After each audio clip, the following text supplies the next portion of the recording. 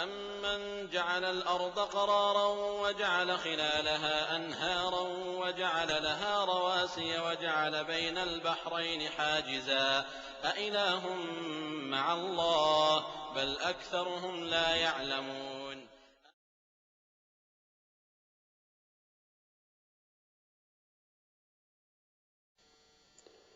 أعوذ بالله من الشيطان الرجيم. بسم الله الرحمن الرحيم.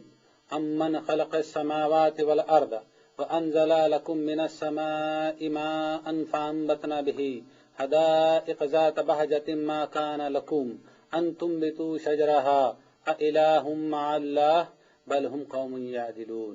أمن جعل الأرض قرارا وجعل خلالها أنهارا وجعل لها رواسي وجعل بين البحرين حاجزا أإله مع الله بل أكثرهم لا يعلمون. ईश्वरीय ग्रंथ कुराणच्या 27व्या धड्याच्या 60 व 61 श्लोकांचे वाचन करण्यात आले असून सध्या आपण आपल्या भाषेत या श्लोकांचा अर्थ समजूया. परमेश्वर म्हणतो, मग तो कोण आहे ज्याने आकाश व पृथ्वी निर्माण केली आणि तुमच्यासाठी आकाशातून पाण्याचा वर्षाव केला. मग त्याद्वारे असे मनमोहक बाग बगीचे उगविले ज्यांची वृक्षे तुम्हास उगविणे शक्य नव्हते. परमेश्वरासोबत मग कोणी दुसरा उपास्य या कामामध्ये भागीदार आहे काय? परंतु हेच लोक सरळ मार्गापासून भटकू लागले आहेत. मग तो कोण आहे ज्याने पृथ्वी वास्तव्य करण्यासाठी स्थिर बनविली, त्यात नद्या प्रवाहित केल्या व त्यात पर्वतांच्या रांगा उभ्या केल्या व पाण्याच्या 2 साठ्यामध्ये बांध घातला. परमेश्वरासोबत इतर कोणता तरी उपास्य या कामामध्ये सामील आहे का? परंतु यांच्यापैकी बहुतेक लोक भोळे आणि अज्ञानी आहेत. याप्रमाणे नुकतेच वाचन करण्यात आलेल्या श्लोकामध्ये परमेश्वराने आकाश, पृथ्वी, पाऊस, बाग बगीचे तसेच त्यातील झाडे इत्यादी उगवण्याबद्दल उपदेश दिला आहे व मानवी समुदायास या नैसर्गिक चिन्हे, संकेत, सायन्स, सिग्नल्स वर विचार करण्याकरिता आमंत्रित केले आहे. त्या जगात कोणीही नसेल याने ही नैसर्गिक चिन्हे खुणे बघितली नसतील. मग या व्यस्त दैनंदिनी जीवनातून वेळ काढून आपण कधीतरी विचार केला आहे का की या सर्वांना निर्माण करणारा कोण? तो कोण आहे ज्याने ह्या सृष्टीची निर्मिती केली? त्याचे नाव काय? त्याचे स्वरूप काय? गुण काय आहे?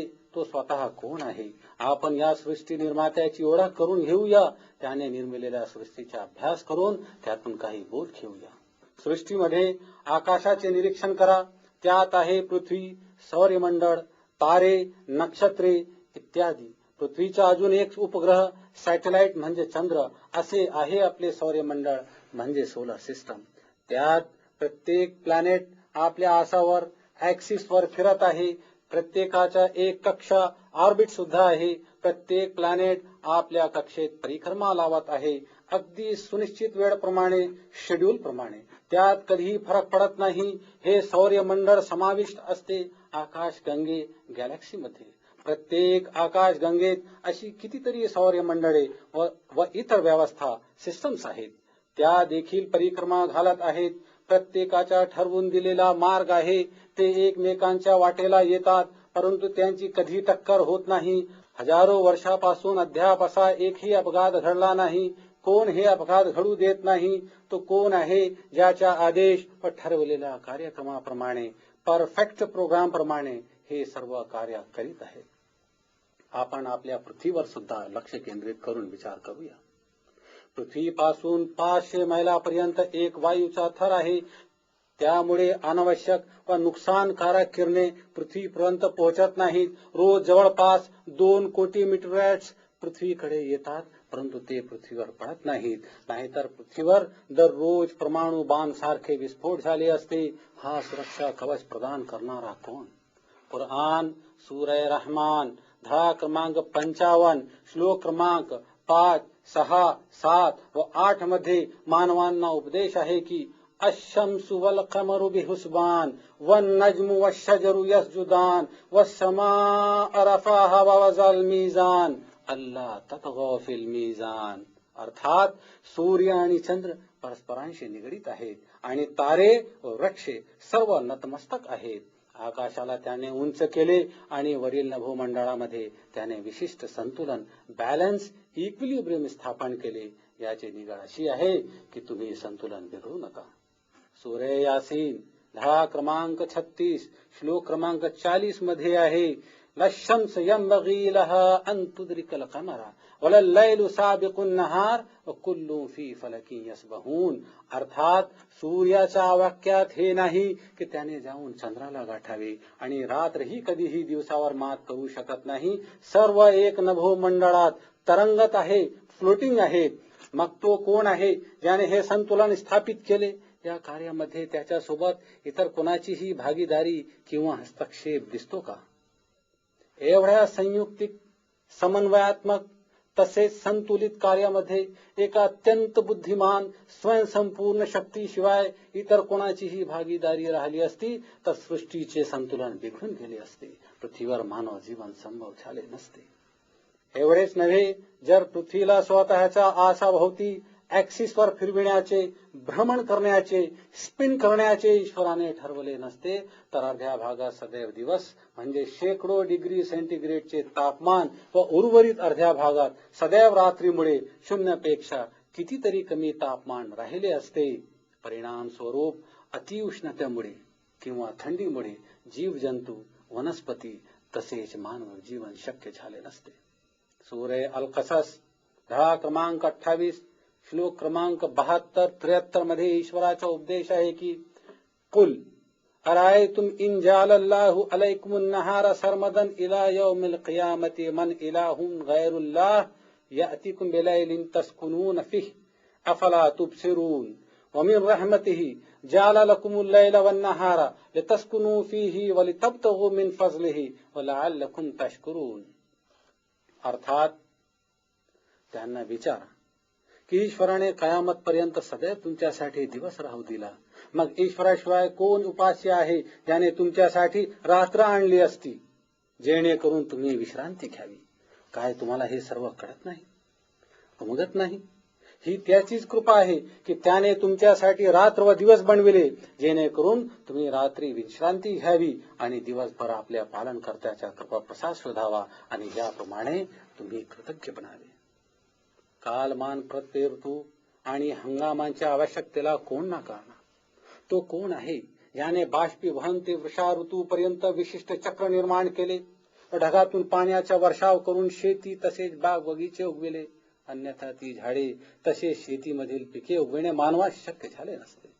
कुराण सूरह बकर धडा क्रमांक 2 श्लोक क्रमांक 22 मध्ये ईश्वराचा उपदेश आहे की, अल्लज़ी जाल लकुमुल अर्द फिराशं व समाअ बिनाअं व अंज़ल मिनस समाइ माअन फअख़रज बिही मिनस समराति रिज़क़न लकुम फला तजअलू लिल्लाहि अंदादन व अंतुम तअलमून.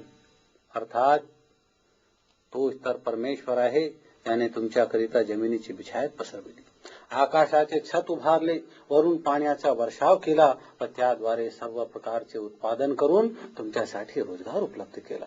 मग जेव्हा तुम्ही हे जाणता तेव्हा इतरांना ईश्वराच्या प्रतिस्पर्धी ठरवू नका. पर्यावरणामध्ये एवढी सांगड, त्यात एवढे संतुलन की एकही बाबीमध्ये फरक पडला की पूर्ण व्यवस्था कोसळून जाईल. त्यात कधीही बिघाड येत नाही. अगदी संयुक्तिकपणे परफेक्ट सृष्टीचा निर्माता कोण आहे?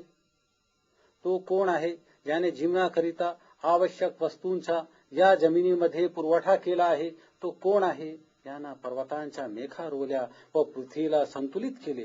पर्वत, पर्यावरण व वर्षा, नदी नाले, विविध सुपीक नद्यांचे खोरे, रिव्हर बेसिन्स इत्यादीची निर्मिती करून त्यांना पर्वत स्वरूपी साखळीची आळ प्रस्थापित करून भूमीवर पाण्याचे अस्तित्व आणि विभाजन करणारा कोण आहे? सूरह युसुफ धडा क्रमांक 12 श्लोक क्रमांक 105 मध्ये परमेश्वराचा उपदेश आहे की, वकअय्यम मिन आयतिन फिस समावाति वल अर्दि यमुर्रून अलैहा वहुम अनहा मुअरिजून. अर्थात पृथ्वी आणि आकाशात अशा प्रकारे कित्येक चिन्हे, संकेत, सायन्स, सिग्नल्स आहेत ज्यावरून हे लोक रोज जात असतात, परंतु त्याकडे ते थोडे सुद्धा लक्ष देत नाही. पृथ्वीवर जीव जंतू व मानव जीवनास वास्तव्य देणारा त्यांना स्थैर्य बहाल करणारा कोण आहे? कोण आहे ज्याने या सृष्टीचा भार सांभाळलेला आहे? त्याने ही सृष्टी निर्माण करून अशीच सोडली तर नाही? तो स्वयं संपूर्ण ज्ञानी आहे किंवा नाही? त्याची ओळख काय? त्याचे अस्तित्व कसे आहे? ह्या सर्व प्रश्नांचं उत्तर स्वयं या सृष्टीच्या निर्मात्याशीच विचारूया. कुराण सूरे अल-अनाम धडा क्रमांक 6 श्लोक क्रमांक 102 मध्ये परमेश्वरांचा उपदेश आहे की जालिकुमुल्लाहु रब्बुकुम ला इलाहा इल्ला हुवा खालिकु कुल्ली शैइन फाबुदुहु व हुवा अला कुल्ली शैइन वकील. अर्थात हा आहे तुमचा ईश्वर, तुमचा पालन करता म्हणजे सस्टेनर. कोणीही उपास्य किंवा ईश्वर त्याच्या व्यतिरिक्त नाही. प्रत्येक वस्तूचा निर्माता म्हणून तुम्ही त्याचीच दास्यता स्वीकारावी आणि तोच प्रत्येक वस्तूचा हमीदार आहे, देखरेख करणारा, मॅनेज करणारा आहे. तो संपूर्ण ज्ञानी आहे. त्याचे ज्ञानापासून लपून राहण्याचे कोणामध्येही सामर्थ्य, कॅपॅसिटी नाही. तो मानवांची प्रत्येक प्रार्थनेला ऐकत असतो, त्यांना त्यांच्या गरजेप्रमाणे पुरवठा करीत असतो, प्रतिसाद रिस्पॉन्स देत असतो, कारण तो त्यांचे अगदी जवळ आहे. त्याला कोणतेही माध्यमाची, मीडियाची आवश्यकता नाही. कुराण सूरे काफ धडा क्रमांक 50 श्लोक क्रमांक 16 मध्ये ईश्वर म्हणतो की वलक़द खलक़नल इंसान व नअलमु मा तुवस्विसु बिही नफ्सुहु व नहनु अक़रबु इलैहि मिन हब्लिल वरीद. अर्थात वास्तविकता अशी आहे की आम्ही मनुष्याला निर्माण केले आहे आणि त्याच्या मनात उद्भवणारे प्रत्येक वसवसे म्हणजे उद्भवणारे विचाराला, every thought, every doubt, every कन्फ्युजनला, मनात तरंगत असलेल्या ध्वनीला सुद्धा आम्ही जाणतो, कारण आम्ही त्याच्या मानेचे शिरेपेक्षाही त्याचा जवळ आहोत. सूरे अर्राद धडा क्रमांक 13 श्लोक क्रमांक 10 मध्ये ईश्वराचा उपदेश आहे की सवाउम मिनकुम मन असर्रल कौल वमन जहर बिही वमन हुवा मुस्तख्फिम बिल्लैली व सारिबुम बिन्नहार. अर्थात तुम्हापैकी कोणीही, मग तो मोठ्याने बोलो अथवा हळू, आणि कोणी रात्रीच्या अंधकारात लपलेला असो अथवा दिवसाच्या प्रकाशात चालत असो, त्याच्यासाठी सर्व एक सारखेच आहे. कुराण सूरे अल-अनाम धडा क्रमांक 6 श्लोक क्रमांक 101 मध्ये ईश्वर म्हणतो बदीउस समावाति वल अर्द अन्ना यकूनु लहु वलदुन वलन तकुल लहु साहिबा व खलक कुल्ला शैइन व हुवा बिकुल्ली शैइन अलीम. अर्थात तो तर आकाशांचा व पृथ्वीचा आविष्कारक आहे. त्याचा कोणी मुलगा कसा असू शकेल? ज्या अर्थी त्याची कोणीही जीवन संगिनी, अर्धांगिणी, पत्नी, मिसेस नाहीत. त्याने प्रत्येक वस्तू निर्माण केली आहे व त्याला प्रत्येक वस्तूचे ज्ञान आहे. कुराण सूरे बकर धडा क्रमांक 2 श्लोक क्रमांक 255 मध्ये ईश्वराने स्वतःची एक व्यापक ओळख दिली आहे. अल्लाहु ला इलाहा इल्ला हुवल हय्युल क़य्यूम ला ताखुजुहु सिनतुन वला नौम लहू मा फिस समावाति व मा फिल अर्द मन ज़ल्लज़ी यशफ़उ इंदहु इल्ला बिइज़्निही यअलमु मा बैना ऐदीहिम व मा खल्फ़हुम वला युहीतून बिशैइन मिन इल्मिही इल्ला बिमा शाअ वसिअ कुर्सियुहु समावाति वल अर्द वला यऊदुहु हिफ्ज़ुहुमा व हुवल अलीयुल अज़ीम. अर्थात ईश्वर तर तो आहे, त्याच्याशिवाय कोणी ईश्वर नाही. तो चिरंतन जीवी, सदैव पासून जीवित, एव्हर लिव्हिंग आहे व त्याने तमाम सृष्टीचा भार सांभाळलेला आहे. निद्रा किंवा झोपेची गुंगी, इवन ड्राउझीनेस सुद्धा त्याच्या जवळ फटकत नाही. पृथ्वी आकाशात जे काही आहे त्याचेच आहे. असा कोण आहे जो त्याच्या हुजुरात त्याच्या परवानगी शिवाय शिफारस, रेकमेंडेशन करू शकेल? जे काही दासांच्या समक्ष आहे त्यालाही तो जाणतो व जे काही त्यांच्यापासून अदृश्य आहे त्यालाही तो जाणतो. त्याच्या माहितीपैकी कोणतीही गोष्ट त्याच्या मर्जीशिवाय लोकांना कळू शकत नाही. त्याच्या राज्याचे सिंहासन आकाशात व पृथ्वीवर पसरले, कव्हर केले आहे आणि त्याचे संरक्षण काही त्याला दमवून सोडणारे, थकवून देणारे काम नाही. फक्त तोच एकटा महान व श्रेष्ठ आहे. माझ्या प्रिय मित्रांनो, तो ईश्वर आहे, एकमेव परमेश्वर. तोच आपण सर्वांचा निरपेक्ष प्रभू. या आपण त्याच्या समोर नतमस्तक होऊया, त्याचीच प्रार्थना, अर्चना व वंदना करूया, त्याच्या समक्ष आपल्या गरजा मांडूया, त्यालाच मदतीची भिक्षा मागूया.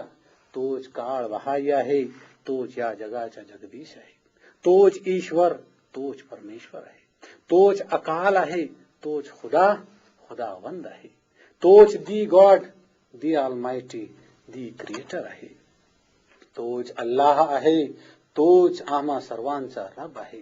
त्याला या प्रार्थनेसोबत मी माझ्या या वक्तव्यास पूर्ण विराम देतो की हे आमच्या पालन करता, आम्हा सरळ मार्ग दाखव. हे प्रभू, आम्हा शांतीपूर्ण जीवन बहाल कर. आमीन.